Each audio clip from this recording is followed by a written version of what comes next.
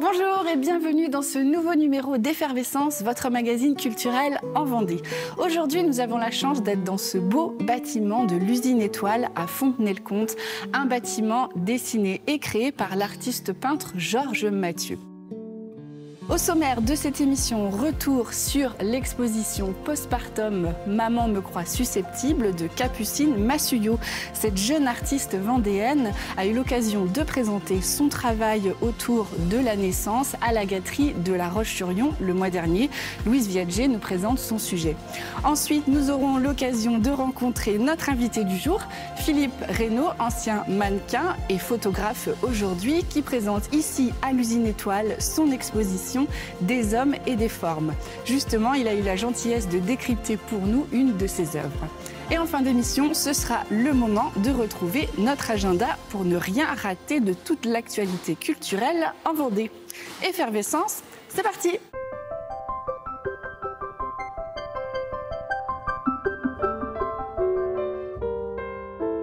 Je vous propose de découvrir le travail d'une jeune artiste vendéenne, Capucine Massuyo, qui a exposé à la gâterie à La Roche-sur-Yon. Alors Capucine est passée par le théâtre, le conservatoire de La Roche-sur-Yon, l'école des beaux-arts de Paris, et elle est aujourd'hui à l'école nationale supérieure des arts décoratifs de Paris. Et c'est la gâterie qui lui a donné carte blanche pour son exposition Postpartum « Maman me croit susceptible ». Une exposition qui a eu lieu à La Roche-sur-Yon au mois d'août. Et là, elle aborde le thème du début de quelque chose sur différents supports à base d'une collection d'images. Elle nous l'explique très bien car Louise Viadger a eu l'occasion de la rencontrer. Il va y avoir d'autant de la peinture que de la photo, du volume. J'ai pas de médium que je préfère particulièrement. Moi après, c'est vraiment le travail de l'image qui m'intéresse.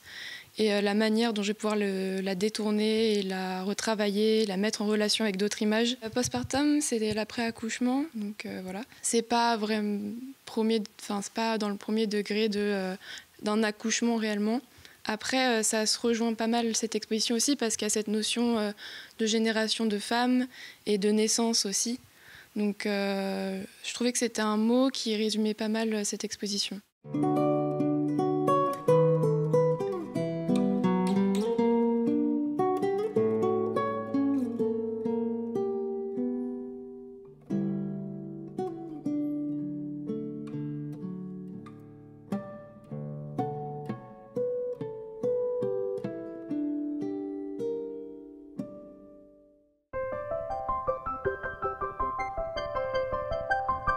Philippe Reynaud, bonjour. Bonjour.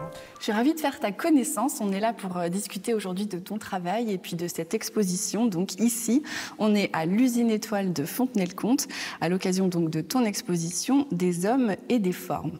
Alors c'est vrai que le grand public t'a connu surtout pour ton métier autrefois de mannequin. Hein. Tu as été mannequin pour des très grandes marques et notamment à New York voilà, pendant longtemps. Et puis alors justement, comment la photo est rentrée dans ta vie? À quel moment tu es passé de l'autre côté de l'objectif? Oh, ça a été un long procédé, mais ça a été naturel. En fait, j'ai été mannequin pendant 25 ans. Mais au tout début, avant de me mettre à la photo pour moi, j'ai monté des studios de photo avec d'ailleurs le propriétaire d'ici, Pierre-Antoine Houry, qui s'occupe de l'usine Étoile. Et j'ai monté 3 studios de photo. Et petit à petit, le matériel était dans le studio. Je me suis entraîné et j'ai assisté des très grands photographes. Jusqu'au jour où je me suis lancé moi-même pour devenir photographe de mode et abandonner petit à petit ma carrière de mannequin. Je sais pas qu'il fallait que je fasse un choix. Alors du coup, au début, photographe de mode, pas sur voilà, des créations pures de collection ou quoi, vraiment avec un client, voilà, une commande. Voilà. Donc j'ai fait par exemple 11 parfums, C'est des campagnes de pub. J'ai travaillé pour les mêmes marques que je travaillais en tant que mannequin. J'ai travaillé pour eux en tant que photographe. D'accord. Et puis, comment j'en suis arrivé dans ce genre d'exposition, c'est que par un juste hasard, je suis rentré en France. Il y a eu la période du Covid. Et donc, je suis parti visiter un ami à Béziers. Et j'ai rencontré le maire de Béziers. Et comme je monte à cheval et que j'avais fait une série de mode à New York sur les costumes de lumière, j'ai vu les arènes et je me suis dit... il y a un truc à faire en photo. Et je ne suis pas un pro-taurin, c'est pas du tout mon monde. J'ai pas grandi dans... Il n'y a pas d'attache familiale particulière avec des personnes qui sont dans ce milieu. Pas du tout. Mais moi, je pars du principe que dans ma vision de la photographie, c'est comme un reporter de guerre, on ne peut pas prendre parti pour l'un ou pour l'autre. Donc pour moi, j'ai vu quelque chose d'esthétique et je me suis rendu compte à ce moment-là, quand j'ai commencé ce projet-là, ça a tout changé dans ma vision. C'est-à-dire que, je vais vulgariser, mais j'ai découvert, je préfère photographier des gens passionnés de quelque chose que de shooter des gens passionnés d'eux-mêmes. Là, c'est les mannequins dont vous parlez. Non, oui, mais c'est un monde... je vulgarise, j'ai été mannequin, mais moi, je le vis... C'est complètement... C'est pas du tout la même démarche. Voilà, et photographier, par exemple, un collectionneur d'allumettes, on ne peut pas le louper parce qu'il est tellement possédé. Mais il y a aussi ce côté naturel, parce que finalement, c'est un peu des photos prises sur le vif. Dans les photos de mode, j'imagine qu'il y a toute une mise en scène, quelque chose de travaillé, alors que là, c'est de l'instant, finalement. On peut faire du très joli, mais moi, je trouve que là, le très joli, il est face à nous directement. C'est comme un sportif dans l'effort. Pour moi, c'est toujours beau. Voilà. Et donc, cette collection, elle est née en quelle année 2023. Et donc, la prise de vue, ça s'est fait donc sur 2023, et après... donc 5 jours de feria, donc intense. Et après, j'ai travaillé l'exposition, mais j'ai voulu aller plus loin. Donc j'ai voulu traiter. J'ai pas voulu traiter le combat ou le côté, pour moi.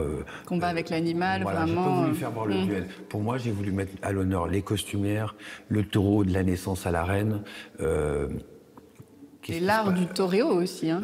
Voilà, le toréo, c'est le vrai mot de la tauromachie. Voilà, c'est l'art de torer, etc. Voilà, les fonderies pour les armes, la religion, les costumières. Donc finalement, cette première intention d'exposition, elle vous a emmené beaucoup plus loin que vous l'aviez imaginé au départ. Voilà, et j'ai voulu rajouter à ça, donc avant de faire l'année d'avant, j'ai voulu mélanger et mettre à l'honneur les femmes. Et je me suis aperçu qu'il y avait des gardiens, qui gardent les taureaux, il y a aussi bien des hommes que des femmes. Et pour moi, il y a le flamenco, j'ai voulu mélanger ça avec le flamenco pour adoucir le tout et mettre les femmes à l'honneur aussi. Il y a une recherche quand même d'esthétisme là-dedans, parce que vous parlez, vous avez ce passé-là de mannequin, donc j'imagine que le beau est important aussi dans votre vie. C'était une idée de mettre en valeur ce beau-là, parce que là, on voit bien sur les photos, il y a vraiment une art de mettre en lumière les lignes, les traits, il y a une recherche d'ombre et de lumière, donc il y a quand même toujours cette recherche d'esthétisme. J'ai essayé de shooter cet environnement-là, mais façon mode. Et dans l'instantané, et sans mise en scène du coup. Aucune photo n'est mise en scène. Non. Et j'ai trouvé que j'ai réussi là-dessus. Là, cette exposition, elle a débuté, en fait, c'est un tournant de ma vie, en fait. Ouais, et du coup, elle a déjà beaucoup voyagé, cette exposition? Oui, elle a fait Béziers, elle a été dans plein de villes, elle est Sainte-Marie-de-la-Mer, elle était en Espagne, là, elle part encore au Mexique. Oui, elle voyage. Mais là, je suis très surpris qu'elle monte jusqu'en Vendée. Oui, alors, c'est par ce biais de Pierre-Antoine, du coup, que vous arrivez ici, que vous découvrez le lieu? J'étais déjà venu il y a 3 ans, avant que les travaux soient faits. Et franchement, déjà, j'adore la région. C'est un de mes meilleurs amis, donc je suis content. Et je suis très content de faire voir cet environnement peut-être à des gens qui n'ont pas eu l'occasion de le découvrir. Et qui le découvrent. Et est-ce que on explique aussi pour les gens qui ne connaîtraient pas le lieu, donc que c'est une usine étoile, donc à une forme d'étoile. Hein, c'est un lieu assez singulier qui a un petit mystère. Enfin, il y a quelque chose, je trouve, ici. Des années 72, je crois. Voilà, c'est ça. Et qui a été créé par un peintre. C'est la première œuvre architecturale. Voilà. Et est-ce que justement vous êtes sensible au cadre dans lequel vos expositions sont montrées au public? Est-ce que ça a une résonance particulière ici? Complètement. La dernière, j'ai fait à Béziers, par exemple, c'était dans l'ancien tribunal de Béziers. D'accord. Donc, avec toute une histoire dans la salle des 100 pas. Franchement, oui, mais là, le lieu, je le trouve fantastique.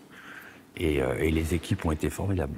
Et donc, alors, vous voyagez beaucoup, hein, vous le disiez, c'est bon, à l'occasion d'un voyage que cette exposition est née. Là, vous avez d'autres projets en cours. Est-ce que ce sont des voyages qui sont pensés au départ pour une exposition, ou est-ce que finalement c'est au gré de vos rencontres que l'idée jaillit et le projet aussi? Maintenant, les idées, il faut les contrôler parce que j'en ai trop. En fait, je veux me spécialiser sur les traditions et les rites. Voilà. Donc là, la prochaine exposition, c'est sur le fil en aiguille avec mes relations. Après toutes ces années, je me rends compte que j'ai des gens partout que je connais. Le projet, j'arrive à fédérer. Et donc, par exemple, sur le prochain, ça sera sur les coutumes marocaines, avec la danseuse orientale, les fantasias, le marché de la rose. Voilà, mais je vais faire tout ça avec imprimé sur de la soie. Enfin, avec recherche sur la matière. Voilà.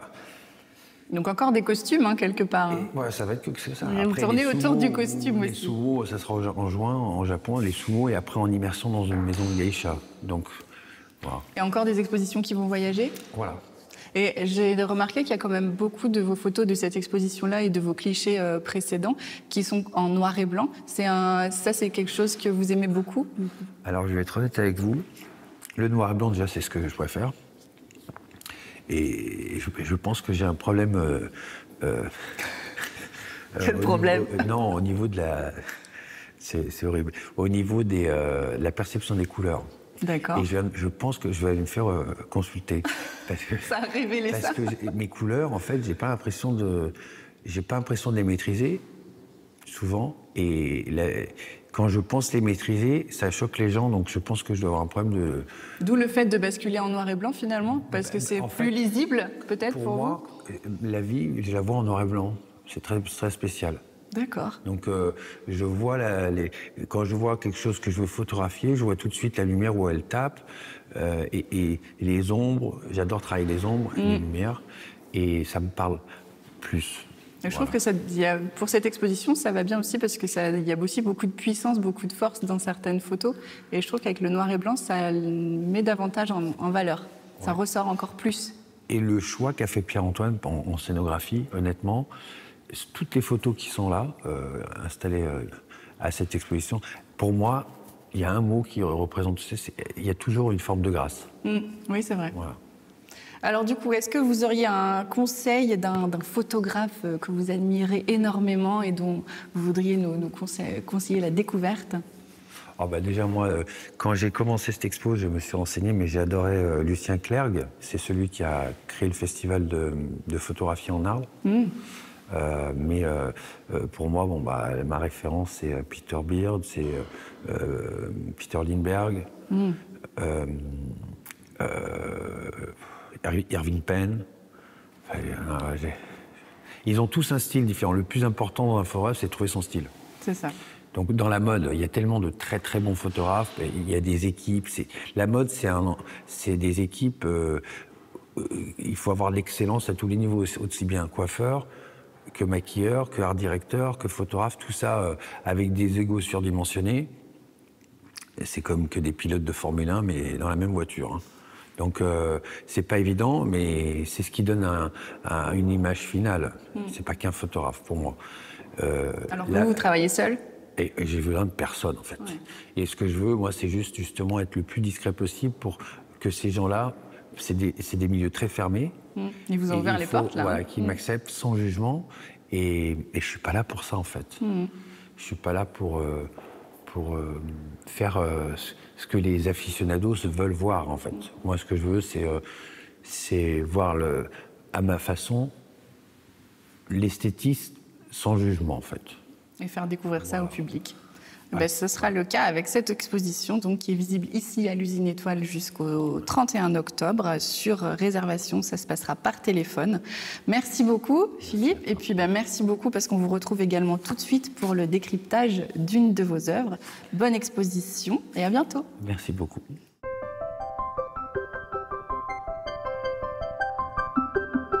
Donc voilà, donc j'ai choisi cette photo-là pour vous expliquer un peu ce que j'ai ressenti. Et surtout, cette photo, c'est la seule photo que j'ai un peu pensée, un peu à l'avance.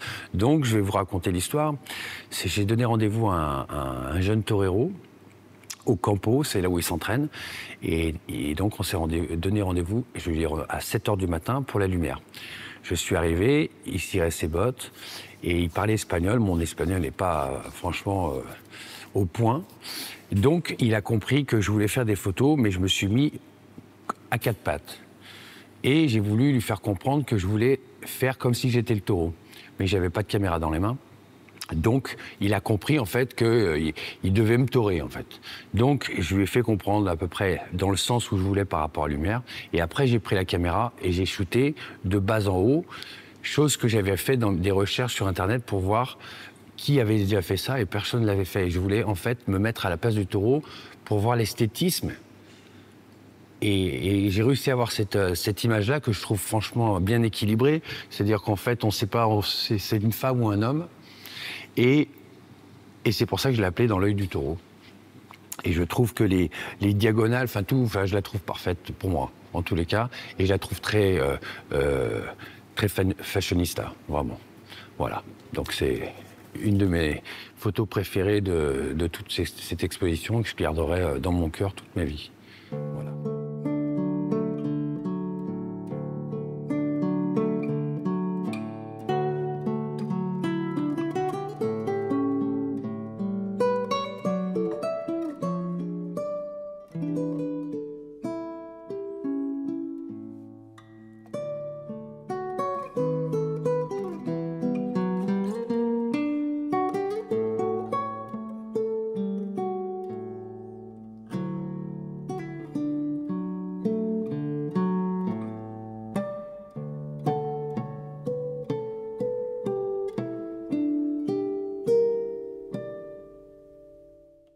Au programme de votre agenda de la semaine, un méga loto pour l'envol de Timéo, un spectacle de flamenco et de l'impro, sans oublier le festival Bain Mon Cochon. Tout de suite, c'est votre agenda.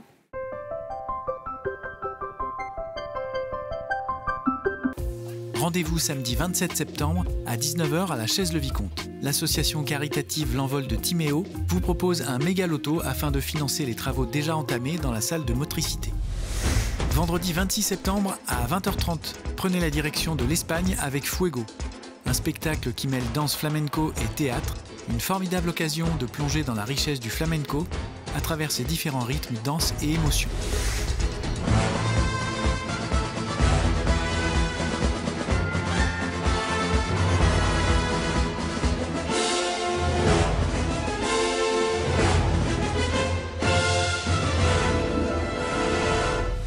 Prenez le temps de découvrir le Marais desséché en mob. Entre lignes droites à perte de vue, champs cultivés et vignes bien alignées, ici la terre a remplacé l'eau, mais pas le charme. Départ tous les mercredis, réservation obligatoire. Jeudi 2 octobre à 20 h 30, la compagnie La Poule Impro vous propose Chicken Ring. 2 équipes de comédiens s'affrontent et rivalisent d'imagination pour créer en direct des histoires improvisées. Le tout sur les notes d'un musicien présent sur scène et sous l'œil vigilant d'un arbitre inflexible. Ophélie, c'est les grandes destinations qui nous la mangent. Je beau comme un enfant. Vous faites les parties. Quand je suis nerveuse, il faut que je ferme les boutons, ça me calme. Les 27 et 28 septembre auront lieu les médiévales du château de Tiffauges. Une immersion en plein cœur du Moyen-Âge à travers un grand week-end d'animation et de reconstitution historique. 3-4. C'est un spectacle musical qui réunit un chef d'orchestre multi-instrumentiste et 2 musiciens. À 3, ils vont donner un concert de grande musique en la revisitant au gré de leurs humeurs. Et ça ne sera pas triste. Vendredi 3 octobre à 20 h 30 à Soulon. Pour finir, venez profiter de la 6e édition du festival Bain Mon Cochon le samedi 27 septembre à 18 h. C'est un festival de musique dans un cadre champêtre autour d'un cochon à la broche. Votre magazine Effervescence touche à sa fin. Si vous voulez retrouver cette émission, n'hésitez pas à aller consulter le replay sur le site de TV Vendée.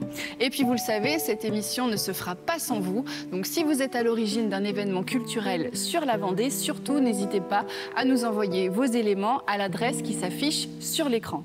De mon côté, je vous retrouve la semaine prochaine pour de nouvelles rencontres culturelles en Vendée.